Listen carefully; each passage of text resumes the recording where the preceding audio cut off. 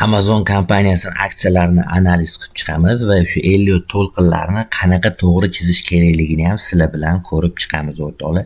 Undan tashqari menga klub haqida juda ham ko'p savollar bor. Ya'ni klub ichi o'zi qanaqa bo'ladi? Birrov boshida sizlarga ko'rsatib ketaman. O'rtoqlar, mana klub ichida mana bunaqa PDF formatda 10 ta instrumentga har kuni analiz beraman, shanba yakshanbadan tashqari. Endi faqat chizib ko'rsatmayman, ya'ni mana bu yerda video zapis ko'rinishida o'sha chizganlarimni sizlarga tushuntirib beraman. Ya'ni nimaga сделка ochishimiz kerak, nimaga ochishimiz kerak emas, stop qayerda bo'ladi, take qayerda bo'ladi, qaysi strategiya asosida ochyapmiz o'zi. Shularning hammasi bu klubning ichida bo'ladi. Klub pulli. Endi men bu yerda adminni profilini qoldirib ketaman. Adminga klub deb yozib olsanglar, sizlarga narxlari va qolgan ma'lumotlarni beradi.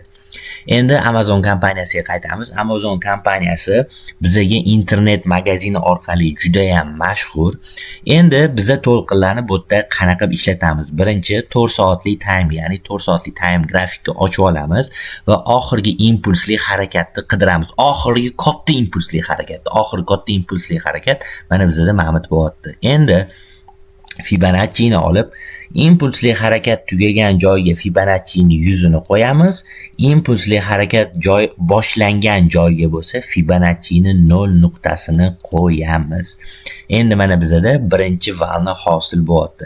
Birinchi valni hosil bo'lish uchun sabablar bo'lish kerak. Ya'ni birinchi valning ichida 5 ta struktura rivojlangan bo'lish kerak. Bu degani 1, 2, 3, 4, 5. Ya'ni impuls, korreksiya, impuls, korreksiya, impuls.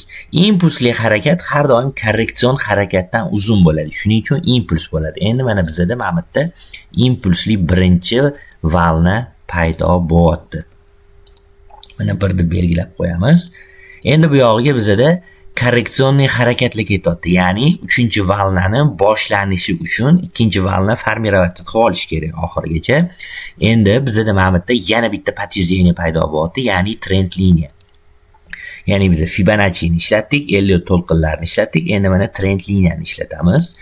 Qachonki shu trend liniyani H4 bo'yicha mashta buzib yopilib bersa, yopilib bergandan keyin, hozir emas, H4 bo'yicha shu yerda yopilib bersa, biza buyga сделка ochib, buni 161.8 gacha ushlab tursa bo'ladi. Chunki Elliot to'lqinlari bo'yicha bu yerda 3-valni 161.8 ga xudo xolisa kelib beradi.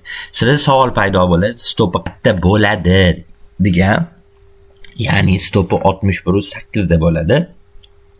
61.8 ga stopini qo'yamiz. Qachonki bu trend 61.8 dan pastga tushib ketmasa, agar 61.8 dan pastga tushib ketsa, stopi joyi o'zgaradi, ya'ni 50 larda bo'lishi mumkin.